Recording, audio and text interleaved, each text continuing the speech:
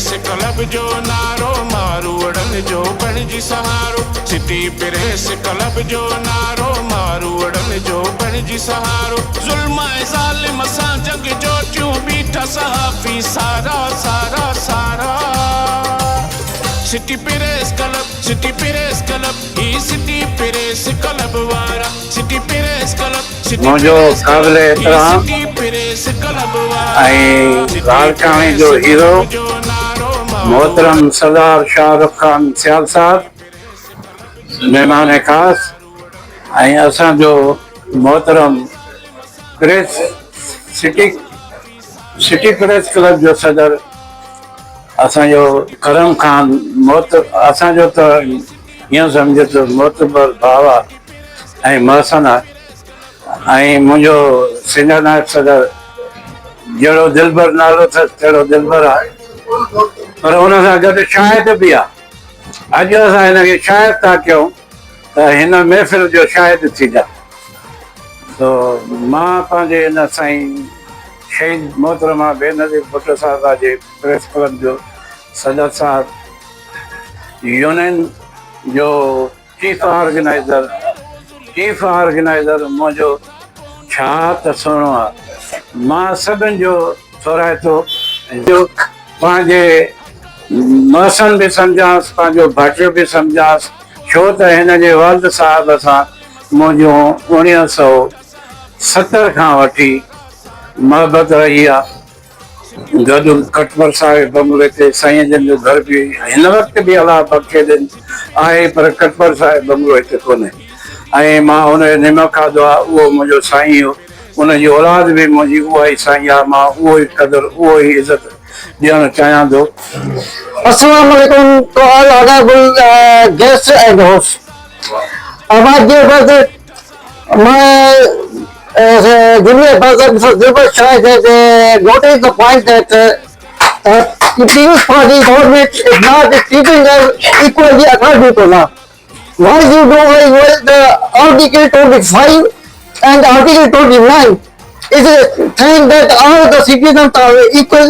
There is no any discrimination between the citizens according to sex, gender, caste, creed and religion and sex. There is no any difference, no any discrimination, but we are looking that the government administration are making the much differences between the Nalabag Press Club and other press clubs. One is the building of Nalabag Press Club is a national property. It is not a personal property, it is a national property. So everyone journalist can use that building. But unfortunately, some mafias is occupied on that building and the administration is not ready to own that building. Administration owns the Art Council, Stadium, Sports Club, National Youth Hostel, but administration is not ready to own the building of Nalabag Press Club. So we are saying that either you provide us the building for the press club, either open the doors for every journalist. So I think that each and everything is clear before every politician. But I think that there are so many compulsions we know, but yet we are expecting that सियासी अगवान जो नालो न खणंदुमि। जॾहिं असां हुनखे दावत ॾियण वियासीं असां पंहिंजे सिटी प्रेस क्लब में, त उन लफ़्ज़ इहे चया त सिर्फ़ु लाड़काना प्रेस क्लब आहे, बाक़ी ॿियो को बि प्रेस क्लब न आहे। त ॾाढो इंतिहाई दुख थियो त बाबा तव्हां सभिनि जा हो, तव्हां सिर्फ़ु लाड़काना प्रेस क्लब जा न आहियो, असां सभिनि जा हो, असां सभिनीनि जा तव्हां असांजा रखवाला हो। ऐं हमेशह असां जनाब तारिक सियाल साहब खे बि दावत कई आहे, उन बि असांखे रेस्पेक्ट ॾिनी आहे, असांखे इज़त ॾिनी आहे।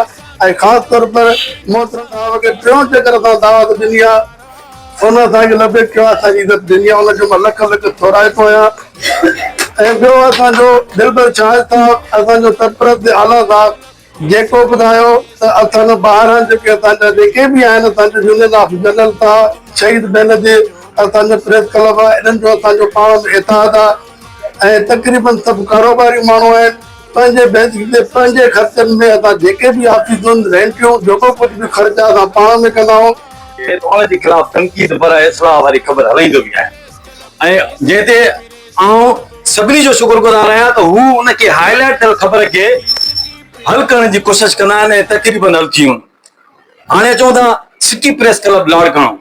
सिटी प्रेस क्लब लाड़काणे खां अलावा हिते ॿियूं बि प्रेस क्लबियूं आहिनि जंहिंमें शहीद बेनज़ीर भुट्टो प्रेस क्लब आहे, यूनियन ऑफ जर्नलिस्ट आहे, उन खां पोइ काइद आवाम प्रेस क्लब आहे, नेशनल प्रेस क्लब आहे ऐं सिटी प्रेस क्लब आहे। पर अफ़सोस सां चवंदुसि त जेको वेलफेयर फंड अचे थो उहो तक़रीबन लाड़काणा प्रेस क्लब खे मिले थो, असांखे नज़र अंदाज़ थो कयो वञे। त मां अधे खे इहो चवंदुसि त जेके असांजे इक़्तिदार में MP MNA वेठा आहिनि, ख़ासि करे सुहेल अहमद शाह साहिबु, उनखे इहा गुज़ारिश कजो त साईं ॿियूं बि प्रेस क्लबूं आहिनि ऐं ॿियनि प्रेस क्लबनि जा सहाफ़ी बि कमु कनि था, तव्हांजूं ख़बरूं बि हलाईंदा आहियूं। कॾहिं तनक़ीद बराए इस्लाह हूंदी आहे, पर जेकॾहिं तव्हां किथे वेंदा हो त असां उहे बि ख़बरूं हलाईंदा आहियूं। असांखे प्रोटोकॉल ॾिनो वञे, ठीकु आहे, उन खां पोइ असांखे प्रोटोकॉल ॾिनो वञे त जीअं असां बि वेलफेयर फंड मां पंहिंजे सहाफ़ियुनि खे कुझु ॾेई सघूं ऐं किरावा ॿिया अख़राजात उहे जेका करे सघूं।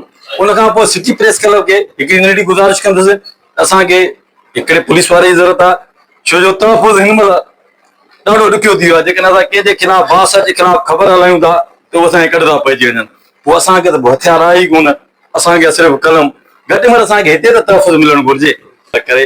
ऐं बसि जेतिरो थी सघेव त ही सहाफ़ी जेके आहिनि सिटी प्रेस क्लब जा सहाफ़ी, ख़ासि करे ॿाहिरां सहाफ़ी, तव्हांखे मां इहो ॿुधायां त ही रोज़गार बि वीचारा कनि था ऐं पंहिंजो कवरेज बि कनि था ऐं सहाफ़त सां बि वाबस्ता आहिनि। यानी मां आहियां त मां PPA शहर में नंढो हिकिड़ो मुलाज़िम बि आहियां, सहाफ़त बि कयां थो। जीअं अधो आहे सभिनी खे पंहिंजा रोज़गार बि आहिनि, सहाफ़त बि कयूं था ऐं इहा शौक़ में कयूं था ऐं अवाम जी ख़िदमत लाइ कयूं था। अस्सलाम वालेकुम। मुंहिंजे लाइ क़ाबिल एहतराम मुंहिंजे लाड़काणे शहर वासी सच खे सभिनी साम्हूं आणींदड़ ही लाड़काणे जा जर्नलिस्ट, ही हितां जा रहवासी, सभु मुंहिंजे लाइ क़ाबिल एहतराम। जेको अवां कमु कयो हो, मां तव्हांखे पहिरीं मुलाक़ात में बि चयो त जेको जर्नलिज़म आहे त उहो कमु जिथे बि आहे उनखे हाईलाइट करणु आहे। मां पहिरीं मीटिंग में बि अव्हांखे चयो, तव्हां किथे बि मुंहिंजे टाउन में किथे बि कमु हुजे उहा निशानगी अव्हां कंदो, कमु मां कराईंदुमि। मूंखे ख़ुशी थींदी, पर जे टाउन खां अॻिते बि किथे मां कमु कराए सघियुमि त मां ख़ुशी सां कमु कराईंदुमि। छो जे करे ही पाकिस्तान पीपल्स पार्टी जो वर्कर हुजण जे करे ही शहर सॼो मुंहिंजो आहे। ही शहर एज़ अ वर्कर मां इहो चवां थो त मां ख़ुशी सां कमु कंदुमि। जिथे बि हुजूं तव्हां भाइरनि जो साथ ॾींदासीं। लाड़काणे शहर जा शहरी हूंदे पंहिंजा हक़ पूरा कंदासीं, पंहिंजे शहर खे बहितर बणाईंदासीं। अवां दोस्तनि जे ताउन सां, तव्हांजो ताउन इहो खपंदो, जिथे बि को बि कमु रहियल हुजे असां बि पहुचायो, पोइ असां ते छॾियो त असां कीअं त हुन कम खे बहितर बणायूं। रही ॻाल्हि प्रेस क्लब जी, त बिल्कुलु तमामु घणा प्रेस क्लब्स आहिनि जेके नज़र अंदाज़ थिया आहिनि। मां इहो चवंदुमि त सभई दोस्त गॾिजी कमु कनि, हिकिड़ी टेबल ते वेहनि। जेके बि असांजा आहिनि ॿाहिरि असांजे लाइ क़ाबिल एहतराम आहिनि, जेके बि हक़ ऐं सच लाइ लिखनि था या उहे शो था कनि, असांखे उन्हनि जे लाइ इज़त आहे, चाहींदासीं सभु गॾिजी कमु कनि। उन विच में उन्हनि खे ठाहिण जे विच में जेको बि असांजो किरदारु रहियो असां भरपूर निभाईंदासीं। ऐं ॿिया जेके असांजे साईं दिलबर साहब कुझु शिकायतूं कुझु ॻाल्हियूं रखियूं, इंशाअल्लाह जल्द अज जल्द उन ते पूरो कंदासीं। वॾी महिरबानी।